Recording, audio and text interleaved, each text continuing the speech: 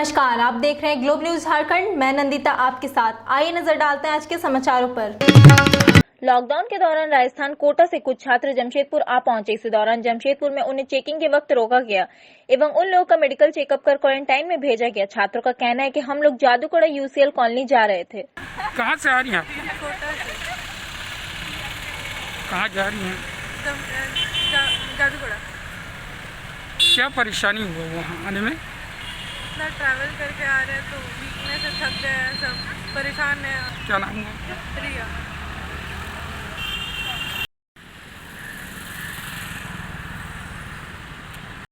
कहाँ से आ रहे हैं?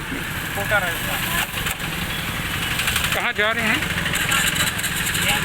जमशेदपुरी आए जादूगोड़ा। यहाँ चेकअप हुआ है? हाँ। ये क्या स्टूडेंट लोग हैं? स्टूडेंट है, मैं इसको मम्मी। कहाँ जा रही हैं? इन लोगों को चेक किया गया मेडिकल, और उसके बाद हमने कंट्रोल रूम से बात किया। उन्होंने कहा कि चेक हो गया, इसको जाने दीजिए। कहाँ से ये लोग आ रहे थे? ये लोग कोटा राजस्थान से आ रहे हैं। और जा रहे हैं कहाँ? जा रहे हैं जादूगोड़ा यूसीएल कॉलोनी जा रहे हैं। आपका शुभ नाम? मेरा नाम द्वारकानाथ है। कोरोना की महामारी को देखते हुए स्वास्थ्य मंत्री बन्ना गुप्ता के आदेश यह है कि कदमा क्षेत्र में ऑटो चालकों को अपनी पहचान पत्र जमा करने पर उन लोगों को राशन मुहैया कराया जाएगा। इसलिए लोगों में इस कार्य को करने में लोग सोशल डिस्टेंस का पालन करना भूल गए एवं लॉकडाउन की धज्जियां उड़ाते देखे गए। मेरा नाम जयप्रकाश साहू है। आप यहाँ के? मैं यहाँ पे उप कार्यालय प्रभारी यहाँ पे हूँ। और अभी हम लोग माननीय मंत्री जी के, माननीय स्वास्थ्य मंत्री एवं आपदा प्रबंधन विभाग के मंत्री श्री बन्ना गुप्ता जी के आदेश अनुसार शिक्षित बेरोजगार ऑटो चालक लोगों के लिए कुछ ऐसे सरकार की ओर से राशन की व्यवस्था की जा रही है। आधार कार्ड, वोटर कार्ड और लाइसेंस का फोटोकॉपी सब ला के यहाँ जमा किए हैं। तो आप लोग क्या करते हम हैं? लोग टेम्पू चलाते हैं, टेम्पू चालक हैं। कहाँ के? हम लोग कदमा सेक्टर का है। तो क्या इन्फॉर्मेशन आप लोगों को क्या मिला? हम लोग को बोले कि यहाँ जमा करने से आप लोग राशन पानी जो है सब मिलेगा। मूलभूत सुविधाओं से कोसों दूर है धिरौल का क्वारंटाइन हाउस। पानी, बिजली, भोजन किसी तरह की व्यवस्था नहीं है। आंगनवाड़ी सेविका और सहायिकाओं को लगा दिया गया है। 8 घंटे ड्यूटी कर रहे हैं आंगनवाड़ी सेविका एवं सहायिकाएं, मगर इनके लिए न भोजन की व्यवस्था, न पानी की व्यवस्था, न बिजली की व्यवस्था है। सुनसान जगह में पंचायत भवन होने से ड्यूटी करने वाली सेविका और सहायकों को काफी डर बना हुआ है। का जो निगरानी में दिए गए हैं तो हम लोग का मैंने कुछ खाने पीने का व्यवस्था नहीं है। जो रात को हम लोग 8:30 बजे से सुबह 7:30 बजे तो 2 सेविका रहते हैं निगरानी के लिए रात को। फिर उसके बाद 2 आती है, उसके लिए ना दिन भर फिर 12 बजे तक रहते हैं। 12 बजे से उसके बाद फिर 2। तो कोई किसी का नाश्ता या खाना या पानी हम लोग घर से लाते हैं। लेटरिन का सुविधा और यहाँ ऊपर में तो पानी भी नहीं चलता, पानी भी नहीं है। लेटरिन करने में असुविधा रहता है, तो धोने के लिए रात को भी नीचे कहाँ उतरेंगे, तो बहुत असुविधा है।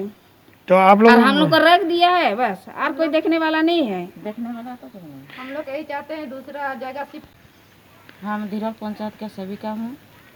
धिरौल पंचायत में एक तो लड़की को कोरोना वायरस के लिए यहाँ शिफ्ट किया है। हम लोग का 7 दिन हो गया ड्यूटी करना पड़ता है। कभी लाइन रहता है तो कभी नहीं रहता है। हम लोग को दिक्कत सोने में, रात में सब। यहाँ पर बहुत दिक्कत हो रहा है। लाइन बारिश का दिन में लाइन कट जाता है और बहुत तकलीफ होता है यहाँ पर। एक और वैश्विक महामारी कोरोना से घरों में लॉकडाउन होकर लोग संघर्ष कर रहे हैं, वही कालाबाजारी करने वाले और गरीबों का चावल को खुले बाजार में बेचने वाले तरह तरह की जुगत लगा रहे हैं। कुछ ऐसा ही वाकया कई दिनों से अंजाम दिया जा रहा था, जिसे रणधीर वर्मा चौक पर ड्यूटी में तैनात एएसआई दरोगा अशोक मंडल ने बुधवार को पर्दाफाश कर दिया। बताया जाता है कि कई दिनों से एक मालवाहक में चावल की दर्जनों बोरियां भरकर बरवा अड्डा के आसपास छोटे दुकानदारों को बेचा जा रहा था। इसी क्रम में बुधवार की सुबह जब बगैर कागजात के रंग बिरंगे बोरों में भरी हुई चावल एक मालवाहक से ढोया जा रहा था, उसी दौरान ड्यूटी पर तैनात अशोक मंडल ने वाहन को रोका। वाहन पर लदे चावल की बोरियों से संबंधित कागजात की मांग की और पूछताछ किया तो वाहन चालक ने कोई संतोषप्रद जवाब नहीं दिया और न ही चावल की बोरियों से संबंधित कागजात दिखा पाया। हालांकि चावल से लदे वाहन को पुलिस ने जब्त कर थाना ले गई है, लेकिन उसकी कड़ाई से जांच की जाए तो कालाबाजारी और एफसीआई के अनाज तस्करों के एक बड़े गैंग का पर्दाफाश हो सकता है। मामला है सर? मामला है कि चावल का जो है कि चावल आया हुआ है। चावल का गाड़ी में पास नहीं, जो कि सरकारी पास अभी मिल रहा है गाड़ी के माध्यम से, तो गाड़ी में पास नहीं है। पास नहीं रहने के कारण से गाड़ी को रोका गया, रोक के जांच किया जा रहा है। तो ये गाड़ी को फिर जांच के बाद हम थाना भेज रहे हैं। जो भी आगे की प्रक्रिया होगा जांच के बाद प्रक्रिया किया जाएगा इनको। कहाँ से कहाँ ले जा रहे थे? बरबड्डा से, धोवाटाड़ से बरबड्डा। अच्छा, क्या लोड है गाड़ी में? चावल है। चावल है? हाँ। किनका है ये? दीपू का। हाँ, दीपू जी। तो ये परमिशन है इसका? परमिशन नहीं है सर। हाँ, परमिशन नहीं है। आपके पास भी कोई तरह का परमिशन नहीं है ले जाने का? क्या नाम है आपका? पिंटो चौधरी। युवा संघर्ष मोर्चा के समाजसेवी दिलीप सिंह ने बुधवार को गांधी रोड, जोड़ा फाटक, शक्ति मंदिर, हावड़ा मोटर में अभियान चलाकर मोहल्ले में सैनिटाइजेशन का काम शुरू किया, जिसके तहत दुकान और कई घरों में सैनिटाइजेशन का काम किया गया। इस मौके पर धनसार थाना प्रभारी जयराम प्रसाद ने भी अपने हाथों से सैनिटाइज कर युवा संघर्ष मोर्चा कार्य को सराहना की है और कहा कि एक अच्छी पहल है और सभी लोगों को भी इस कार्य में आगे आना चाहिए। आज कर रहे हैं। आज हम लोग जोड़ा फाटक बाजार में और विभिन्न क्षेत्रों में आज हम लोग सैनिटाइज कर रहे हैं, जो कि सैनिटाइज की सुविधा बहुत क्षेत्रों में नहीं मिल पाई है, जिस कारण से युवा संघर्ष मोर्चा के साथियों द्वारा अपने पॉकेट फंड से ही तैयार सैनिटाइज करके और सैनिटाइज किया जा रहा है। पहल है इनके द्वारा और सभी लोग को इसमें जो है भागीदारी करनी चाहिए।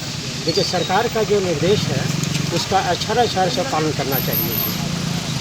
जो बताएगा लॉकडाउन में जो है कि बाहर में आपको ना निकलें, उसका अनुपालन करें। यही उपाय है हमारा, जो है लॉकडाउन को जो है आपको सब तरह से करना होता है। राजनगर थाना क्षेत्र के चिड़िया पहाड़ में एक युवक ने गले में फंदे लगाकर खुदकुशी कर ली। राजनगर पुलिस लाश को अपने कब्जे में लेकर पोस्टमार्टम के लिए भेज दिया है। वहीं ग्रामीणों और ग्राम प्रधान के अनुसार युवक की मानसिक स्थिति ठीक नहीं थी। इससे पहले भी कई बार खुदकुशी करने का प्रयास किया था।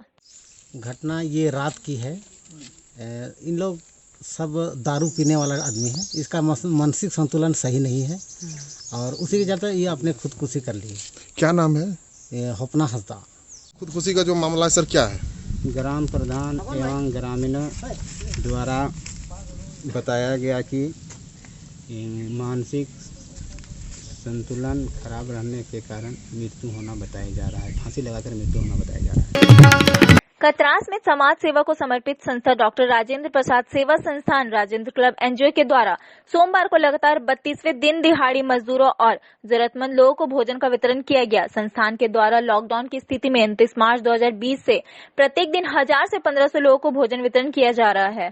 प्रदान कर रही है जी डॉक्टर राजेंद्र प्रसाद सेवा संस्थान कतरास की बहुत ही पुरानी संस्था, राजेंद्र क्लब कतरास बाजार, ये एनजीओ हमारी है और ये 1947 की संस्था है। जब लॉकडाउन देश में कोरोना वायरस विश्व में फैला तो लॉकडाउन जब माननीय प्रधानमंत्री के द्वारा घोषित किया गया भारत में, तो 29 मार्च 2020 से रेगुलर हम लोग वहाँ पर कतरास में लगभग 1500 दिहाड़ी मजदूर और जरूरतमंदों को प्रत्येक दिन भोजन करा रहे हैं।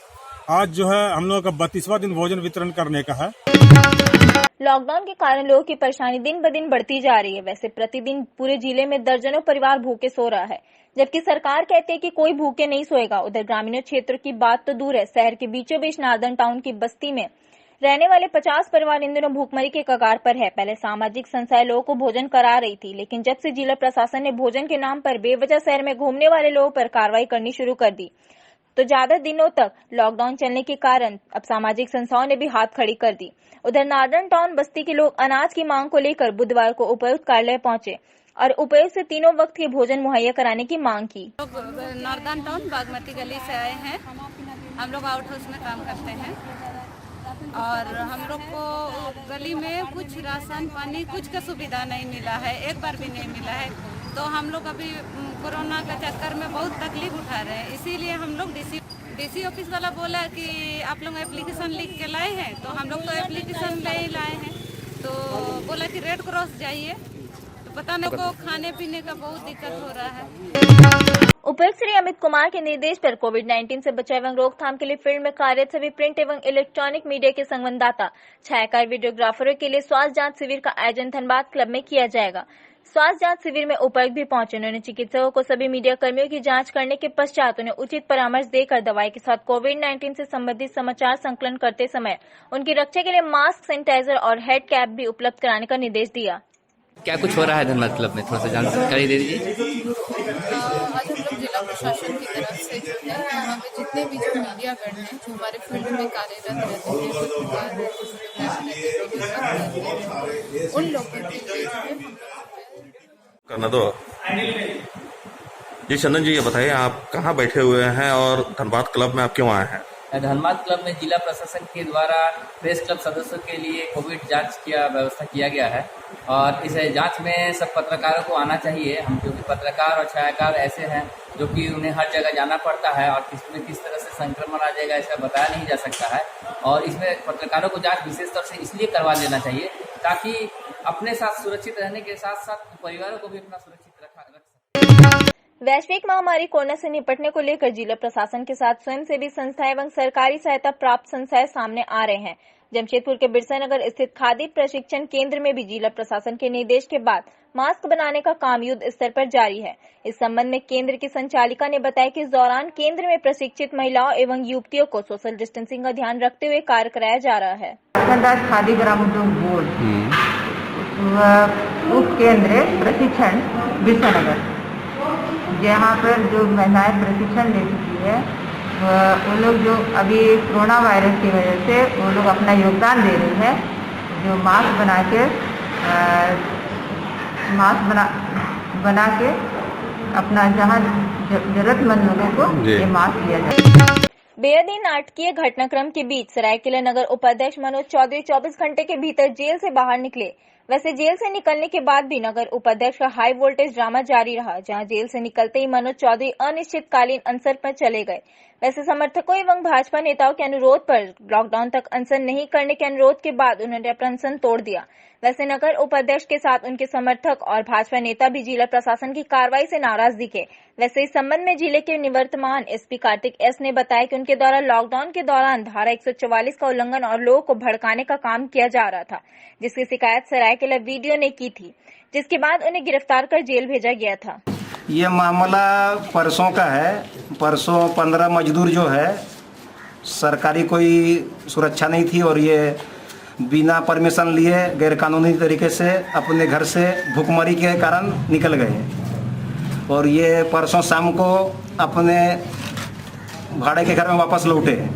तो शाम को 6 बजे बस्ती वाले जो भी लोग हैं इनका विरोध किए शाम को 6 बजे राजबान बस्ती में और बोले कि ये लोग बंगाल से और कहीं से आए हैं तो इनका हम लोग को डाउट है और इनको हम लोग रहने नहीं देंगे। तो हम लोग गए, वहाँ भी हम लोग बोले कि ये गलत हो रहा है, ये क्वारंटाइन सेंटर नहीं है और विधिवत इनको कहीं रखा जाए। फिर मैंने डीसी को भी मैसेज किया तो डीसी ने हमको मैसेज में लिखा आप इसमें पॉलिटिक्स मत कीजिए।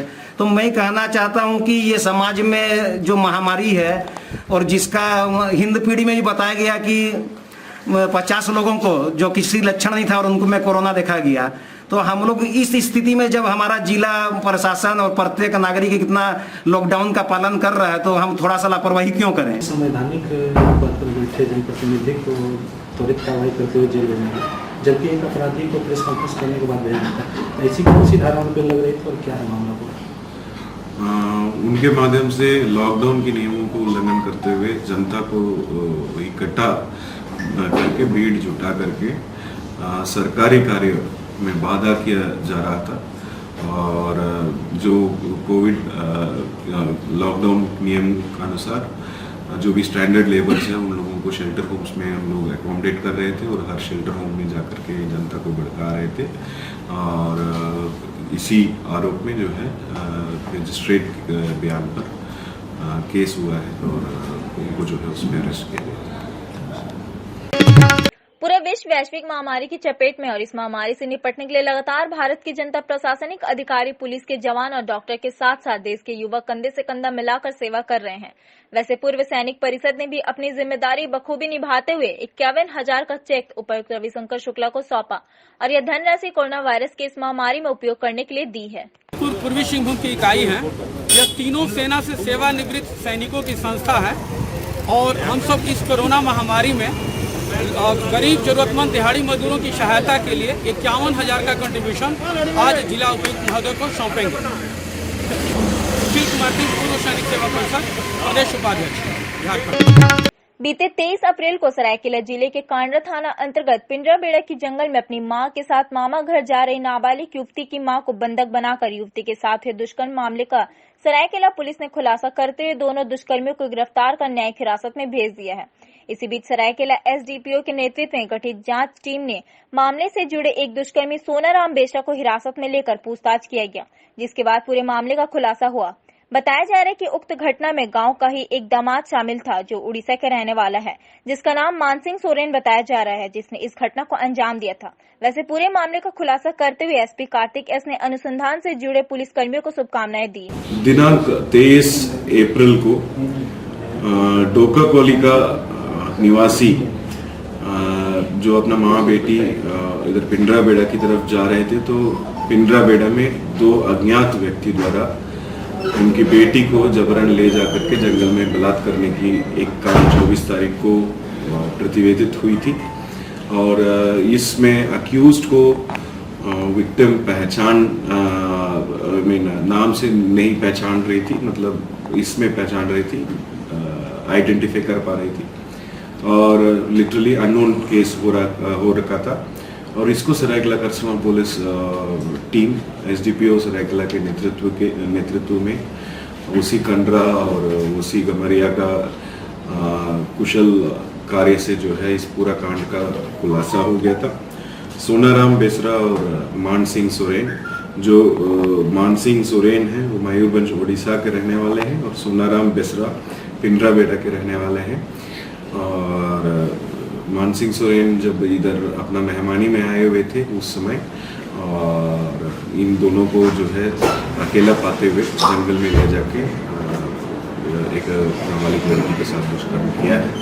और ये कांड की पूरी खुलासा हो गई है और इसमें आगे भी अनुसंधान किया जाएगा।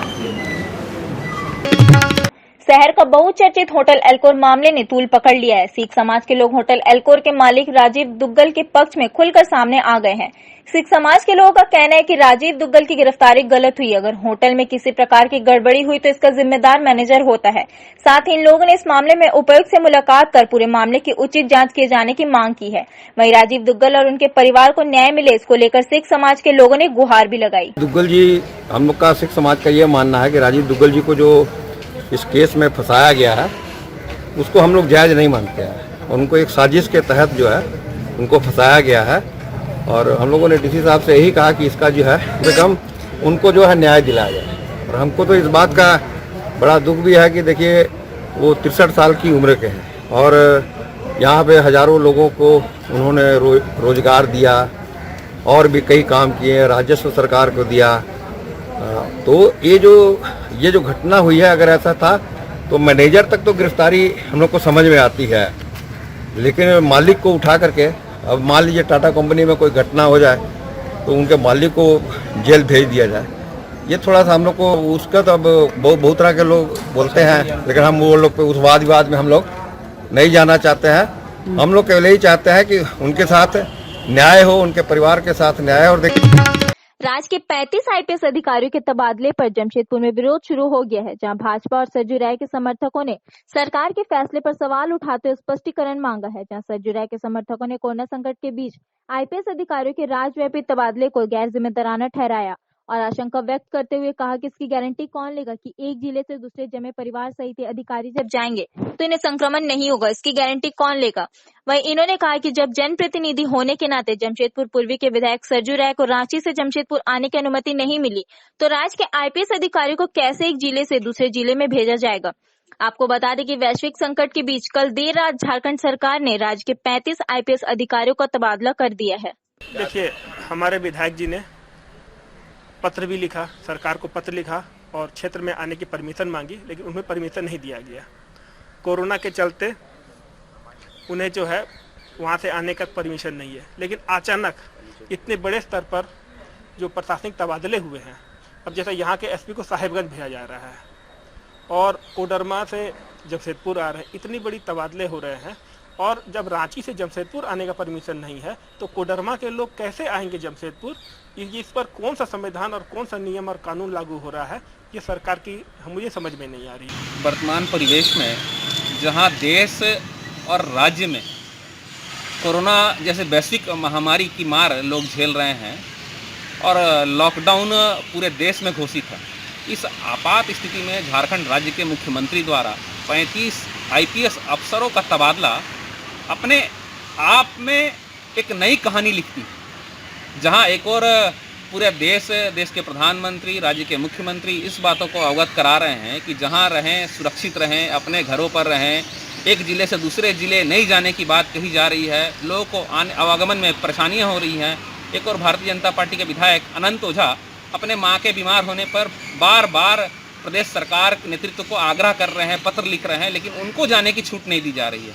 और राज्य सरकार के द्वारा एक साथ 35 अफसरों का तबादला, वो भी IPS अफसर जो जिले की कमान संभालते हैं, जो जिले के SSP के रूप में काम करते हैं और जो जिले का नेतृत्व कर रहे हैं, जिनके देख रेख में अभी कोरोना जैसी वैश्विक महामारी व पूरी पुलिस प्रशासन ने टिकी हुई है, वैसे 35 अफसरों का तबादला अपने आप में नई झालमेल दिखाती है। इस लॉकडाउन में संविधान में जो भी संविधान के दायरे में रह के जो प्रधानमंत्री ने जो लॉकडाउन में कानून बनाए हैं, गृह मंत्रालय के द्वारा जो जारी हुआ है आदेश, उस आदेश में ये जब सांसद, विधायक, कैबिनेट मिनिस्टर वो जब कहीं नहीं जा सकते, मूवमेंट नहीं कर सकते हैं, तो इतने बड़े पैमाने पे जो तबादले हुए हैं, ये सारे ऑफिसर कैसे मूवमेंट करेंगे? ये आप मूवमेंट करेंगे तो फैमिली के साथ मूवमेंट करेंगे, तो क्या जिस ज़िले में योगदान देने जाएंगे, क्या उस ज़िले में क्या 14 दिन के क्वारंटाइन में रखा जाएगा क्या इनको भी?